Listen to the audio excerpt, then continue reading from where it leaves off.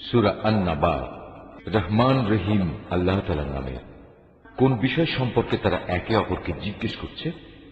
তারা কি সেই গুরুত্বপূর্ণ মহাসংবাদের ব্যাপারে জিজ্ঞাসাবাদ করছে, যে ব্যাপারে তারা নিজেরাও কোনো একমত পোষণ করে না?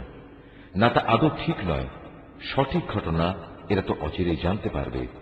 আবারও তোমরা শুনে রাখো, কিয়ামত আসবেই এবং অতি সত্বরেই তারা এ সম্পর্কে জানতে পারবে। তোমরা কি আমার সৃষ্টি কৌশল সম্পর্কে ভেবে দেখনি? আমি কি এ ভূমিকে বিছানার মতো করে তৈরি করে রাখিনি? ভূমিকে স্থির রাখার জন্য আমি কি পাহাড় সমূহকে এর গায়ে পেরেকের মতো গেড়ে রাখিনি? সৃষ্টির ধারা অব্যাহত রাখার জন্য আমি তোমাদের জোড়ায় জোড়ায় পয়দা করেছি। তোমাদের ঘুমকে আমি শান্তির উপকরণ বানিয়েছি। আমি রাতকে তোমাদের জন্য আবরণ করে দিয়েছি। তার পাশাপাশি দিনগুলোকে জীবিকা অর্জনের জন্য আলোক উজ্জ্বল করে রেখেছি। আমি তোমাদের উপর 7টি মজবুত আসমান বানিয়েছি। এতে স্থাপন করেছি একটি প্রজ্জ্বল বাতি। মেঘমালা থেকে আমি বর্ষণ করেছি অবিরাম বৃষ্টিধারা, যেন তা দিয়ে আমি শ্যামল ভূমিতে উৎপাদন করতে পারি নানা রকমের শস্যদানা ও তরি তরকারি এবং সুনিবিড় বাগ বাগিচা।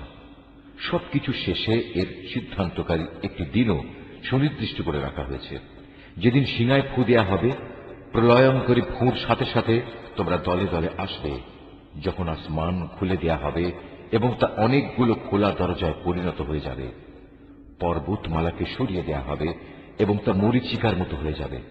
নিশ্চয়ই জাহান্নাম পাপীদের জন্য এক গোপন ফাঁদ। বিদ্রোহীদের জন্য তা হবে নিকৃষ্টতম আবাসস্থল। সেখানে তারা কালের পর কাল ধরে পড়ে থাকবে। সেখানে তারা কোনো ঠান্ডা ও পানীয় জাতের কিছু স্বাদ ভোগ করবে না। সেখানে ফুটন্ত পানি, পুঁজ, দুর্গন্ধময় রক্ত, ক্ষত ছাড়া ভিন্ন কিছুই থাকবে না। এ হচ্ছে তাদের যথাযথ প্রতিফল, কারণ এরা হিসাব নিকাশের দিন থেকে কিছুই আশা করেনি, বরং তারা আমার নিদর্শন সমূহকে মিথ্যা প্রতিপন্ন করেছে। আমি তো তাদের যাবতীয় কর্মকাণ্ডের রেকর্ড সংরক্ষণ করে রেখেছি। অতএব তোমরা আযাব উপভোগ করতে থাকো। আজ আমি তোমাদের জন্য শাস্তির মাত্রা বৃদ্ধি করেই দেব। অপরদিকে পরহেজগার লোকদের জন্য রয়েছে পরম সাফল্য। তা হচ্ছে সুসজ্জিত বাগ বাগিচা, আঙুর ফলের সমারোহ।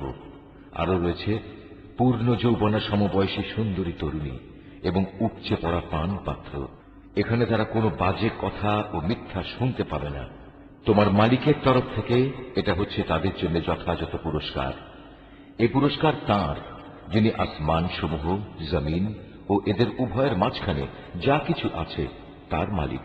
দয়াময় আল্লাহ তাআলা, তার সামনে কেউ কথা বলার ক্ষমতা রাখে না।